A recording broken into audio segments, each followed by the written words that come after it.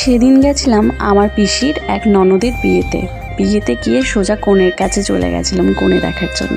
গিয়ে দেখলাম কনে এরকম শান্তভাবে বসে আছে আর কনেকে খুব মিষ্টি লাগছিল। আমি বাবার বোন তিনজনে মিলেই গেছিলাম। তারপরে ওখান থেকে বেরিয়ে চলে গেছিলাম ফুচকা খেতে। আর এই কাকুটা না হেভি ফুচকা বানায়। এই ফুচকার লাইনে দাঁড়িয়েছি, লাইন বলতে কি একদমই ভিড় ছিল না, একদমই ফাঁকাই ছিল। তো ফাঁকায় আমরা দাঁড়িয়েছিলাম, এই যেখানে তিনজন খাচ্ছিলাম আর বাবা ওই সাইডে দাঁড়িয়েছিল। বাবা বললো খাবো না, আর আমরা এখানে দেখো ফুচকাটা যা লাগছিল না সেদিন টেস্টটা।